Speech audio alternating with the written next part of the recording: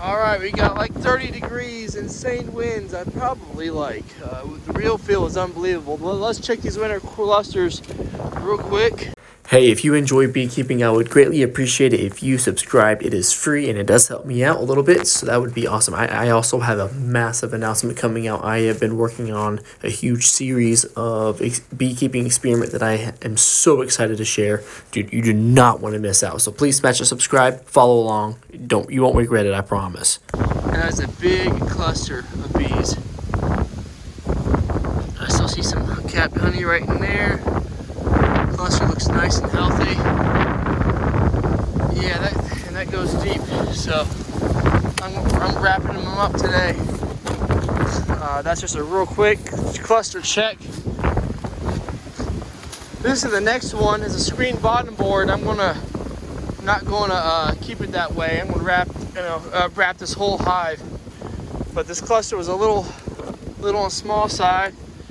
Again, this is a day before Thanksgiving, a Wednesday. I'm going to be putting candy board on this colony. That's a thick cluster. We got bees over there and right there. So, I mean, it's not a huge cluster, but it's bigger than it looks. There's some meat to that. That's a very, very tight cluster. I'm going to be dropping a shim and candy board, or fondant actually, that I made on this colony.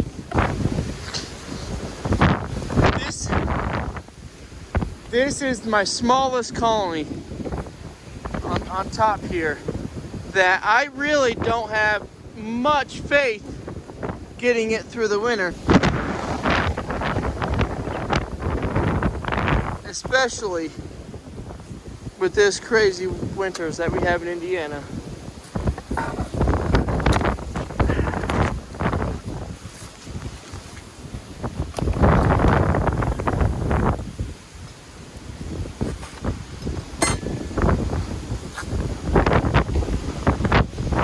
There, we got some live bees.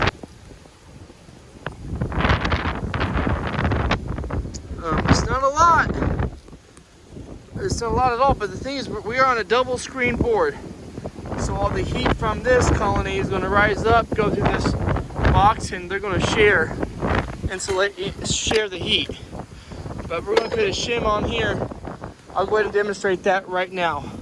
My fondant, it's just it's a few pounds with tiny cluster. We should be good. I just want to make sure it's right above. It has some aluminum foil. I know it's not the ideal way of doing it, but it's nice and it's moist and gooey when it warms up. It's actually a perfect consistency, what I was going for.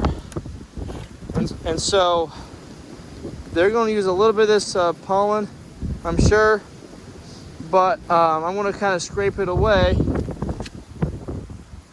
and put this right upside down like that. And then I have this shim / spacer, whatever you want to call it. I want to put right on top of that. And then I'm going to put the lid right on top of there. So that's awesome. It's a little cluster, but I'm telling you, sharing the heat from the two colonies, from the colony below, could make all the difference getting that little cluster through the winter. But, we'll see how it goes. I'm going to wrap them.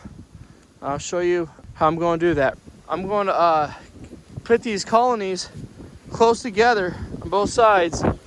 And before too long, I'm going to put fondant on all these bees. It's November, but so it's a little early to put fondant on them. Probably the 1st of January, I'm going to come out here and put fondant on all the colonies before it gets brutally cold consistently. I'll pull this stuff off and then we can look at a colony down here. So I took this box, caught these bees, and made a split out of this colony last summer.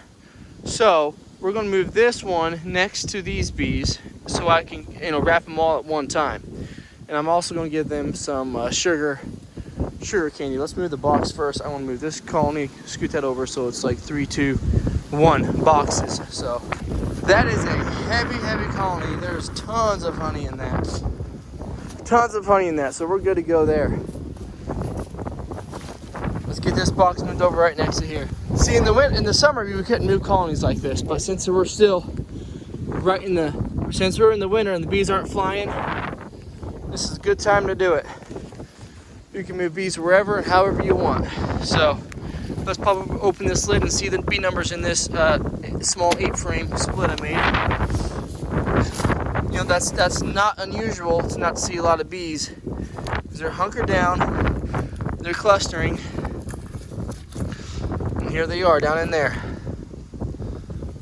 So we got bees right there, bees right there and there,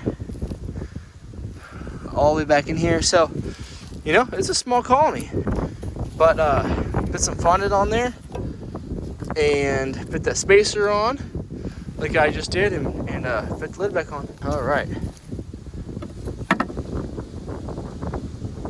Put the spacer. Here's my fondant that got mangled.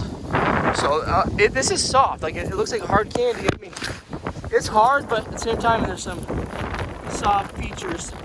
This aluminum foil method is not going to be my normal way of doing it in the future. So it's nice and soft, but yet still very hard. So I'm going to lay that right on top of the cluster. So we're going to lay that on top of the cluster just like that, and put the lid back on. All right, we got it on good, but we definitely got to get some weight on that, because the board's warped a little bit, and we can't have any gaps on that shim. Yep, we're looking pretty good. We're down pretty good. So we're gonna wrap them.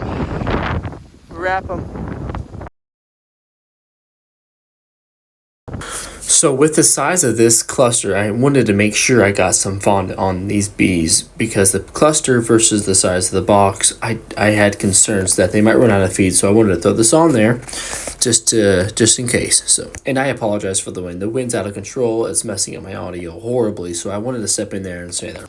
I'm putting some candy on some of these smaller colonies, and then later on, in like 1st of January, I'll come through here and put fondant on everything. Got them wrapped up real good.